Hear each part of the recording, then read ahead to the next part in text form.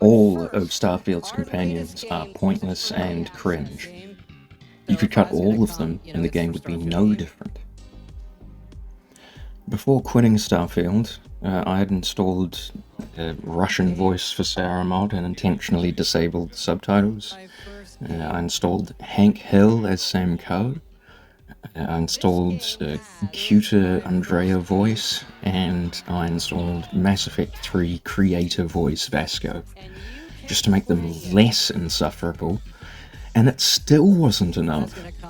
I turned Vasco into a furry mammalian creature in the vain hopes that if he looked like that I would form a small attachment to even a single available companion. Wasn't enough. Barrett is fucking annoying. He tries way too fucking hard to be this down-to-earth, quirky, eccentric type. And in my first playthrough, Barrett was the companion that died. It had been so long since I had engaged with the main quest, I had quite literally forgotten who he was, kind of robbing the game cinematic moment of its emotional impact. I'd only used Vasco up until this point, I guess. Apparently, the system's supposed to make it that the companion with the highest affinity is the one that goes to die for that story beat. But Barrett clearly had the highest affinity because he was the only Constellation member I had actually spoken to in any significant amount. And that's because I was forced to throughout the duration of the tutorial. Apparently that was enough to get him to be the highest affinity companion for when the kill your best friend story beat moment happens. Vasco is like Claptrap on Prozac. That is to say, he has the funny, stereotypical, comical, robotic tone of voice, and absolutely none of the presence. For the record, I absolutely hate and cannot stand Claptrap. That's how bad Starfield's characters are, when it makes even someone like me, who hates Borderlands, concedes that Vasco is a shittier vanilla Claptrap. Sarah Morgan is the most stiff-lipped. How much does a banana cost? $10? Poshest British accent stickler of a cunt.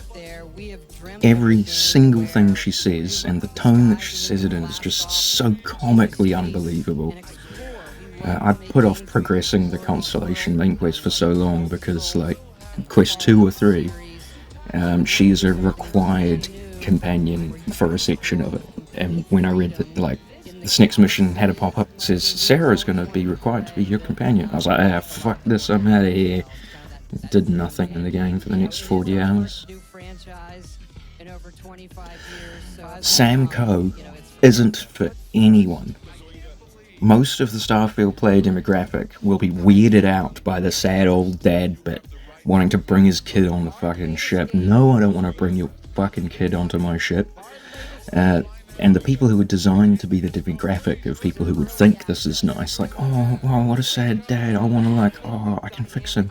Even those people would be like, they would think it's insane for this cunt to be like, hey, I'm a single dad and I want to bring my child onto this dangerous space piracy. They'd be like, what the fuck is wrong with you? You're a terrible sad dad. Like, I just mean, come on. Sam Coe isn't for fucking anyone. Sad single dad with relationship issues. I mean, come on. Doesn't it make every single one of you want to rise up and shout, sign me the fuck up? Also, he's just a cringe cowboy Adam Jensen. Why does this stupid hat religious guy even fucking exist? He just looks annoying, and his sole purpose is to overhear the word unity spoken by the hunter, and to point you towards the next step in that particular quest chain. Oh yeah, Unity, Keeper Aquilus said that much. Why don't you pop over across the street and talk to him? That was the stupid hat religion guy's entire fucking purpose. You could just axe him, the game would be no different. Waltuh, similar to the religion guy, is very much a single-purpose, one-and-done character. He could have been deleted with little to no changes to the existing content that he's featured in. Waltuh exists solely for that forced artifact deal quest on Neon, and also so you can go into that building of his to witness him speaking to his wife one time, I guess. There was that one other chick in Constellation, that one who like buys games you on first arrival. She literally doesn't even have a quest-related purpose. I think more so even than the last two I mentioned, this character could be axed with completely no consequence. I think her purpose was to be the sad mourning reaction person to the companion death on the Eye. That's the only thing I can remember her doing. So, you could work on that one strong emotional performance in this whole game. Not that it was particularly hard-hitting or even necessary. And I googled after writing this, her name's Noel. And Andreya clearly was very nearly cut content. Then when the Starfield reveal dropped and they had that really cringe "We the worship the great snake," they went all, "Oh yeah, shit, we probably need to include something in the base game instead of just shattered space if we're going to be advertising snake stuff and House of Ruin this early." And then they just were like, "Oh fuck yeah, put Andreya in as a constellation. Yeah, there you go, done."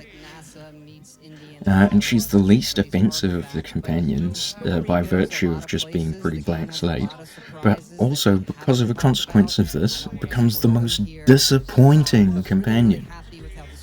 Andreya is very literally the representation of the broken promise of there even being a fucking House for Run in this entire fucking game. And ironically, to close, the single best thing to come out of Starfield, companions or otherwise, was the adoring fan reprising his role. And on the revealer, Bethesda thought everyone would hate him like in Oblivion. And he's the only likable character in this entire fucking universe. And that's only because he's a dated reference to a meme from 15 years ago. If I was gonna come,